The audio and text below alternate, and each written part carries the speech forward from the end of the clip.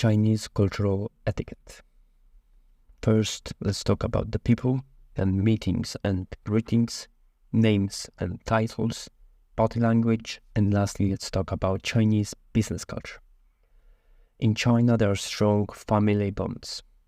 There is also a strong hierarchy connected to the age and their position, person's position within the family. So, for instance, if you are a son, you have to respect your father, your grandfather, etc. There are also strong organization bonds. So the role of your boss, of CEO, CFO in their organizations, those are titles that are very important and they structure the hierarchy. There are also strong political bonds. So people tend to follow the political parties in China and their agenda. Age and rank are highly respected. Young people are quickly modernizing and starting to follow the Western trends. So older generations, people above the age of 26, 30, they are more traditional, while the youngest generations, they tend to be more like us, following more of the Western trends that can also be seen in USA or in Poland. The meeting and greeting in the Chinese cultural etiquette. You can shake hands, you can nod or bow. So nod is just using your head going down, while bow, as you know, is not only your head but also your torso. And first, you have to greet the oldest person. And the younger person or people who similar to your age or position in the business culture, you can nod.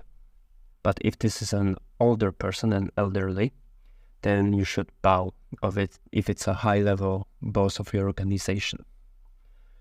Interesting fact, when introduced to a group, they may start to applaud. And in this case, you should applaud back.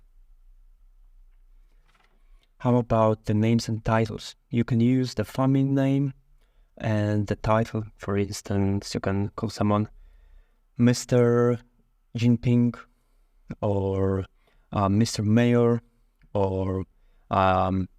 CEO, although then you probably would use the full name, not the short version CEO. So we use the family names or the professional titles or the government titles like mayor, for instance. As of body language, there is not a lot of touch involved, so don't be touchy.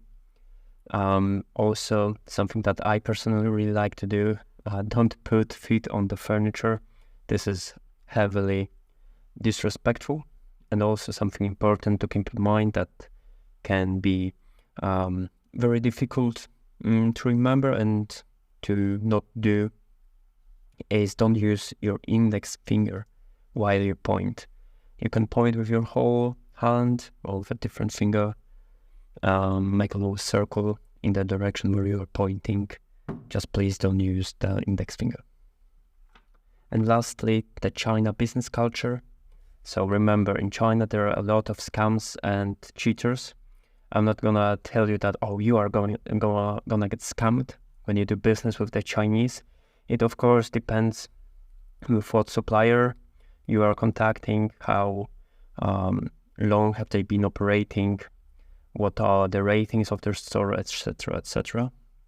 But because of this huge scam culture, the suppliers, they can be, and business partners, low trusting at first. So it takes time to build trust and relation between you and your Chinese counterparty. There is also a fear of confrontations. So there is no hard no. So if they really don't like your offer, they will say something like, oh, maybe in the future, but not right now. But in reality, they mean, it's shit, I don't want it. They will just not tell you that. They will be more polite. that's everything for today. Thank you very much for listening and see you in the next one. Bye.